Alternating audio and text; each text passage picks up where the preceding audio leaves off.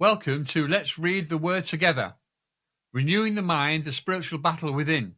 Today we're going to explore some powerful verses that shed light on the spiritual battle we face as Christians and how we can renew our minds and demonstrate how to put together God's Word to reveal its truth.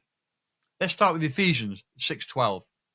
For we wrestle not against flesh and blood, but against principalities, against powers, against the rulers of the darkness of this world, against spiritual wickedness in high places. This verse reminds us that our true battle isn't against people or physical forces, but against spiritual powers of evil. Now, knowing the nature of our struggle, we must understand how to fight. For this, we turn to 2 Corinthians chapter 10, verses 4 and 5. For the weapons of our warfare are not carnal, but mighty through God to the pulling down of strongholds, casting down imaginations and every high thing that exalteth itself against the knowledge of God, and bringing into captivity every thought to the obedience of Christ. Our weapons in this spiritual battle are not physical, but spiritual. We're called to challenge thoughts and ideas that oppose God's truth, bringing them under Christ's authority. But how do we practically engage in this battle? Romans 12:2 gives us guidance. And be not conformed to this world, but be ye transformed by the renewing of your mind, that ye may prove what is that good and acceptable and perfect will of God.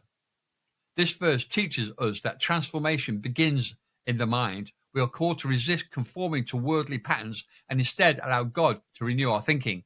However, this renewal isn't a one-time event. It requires constant vigilance, as 1 Peter 5:8 warns us. Be sober, be vigilant, because your adversary, the devil, as a roaring lion, walketh about seeking whom he may devour. We must stay alert, recognizing that the enemy is actively seeking to attack our thoughts and faith. Now, this might sound daunting, but we're not left to fight this battle alone. Ephesians 6:10. Finally, my brethren, be strong in the Lord and in the power of his might. Our strength in this battle comes not from ourselves, but from the Lord. These verses paint a clear picture of our spiritual battle and the process of renewing our minds. We're in a struggle against spiritual forces armed with God's mighty weapons. We're called to transform our minds, staying vigilant against the enemy's attacks. And through it all, we can rely on God's strength.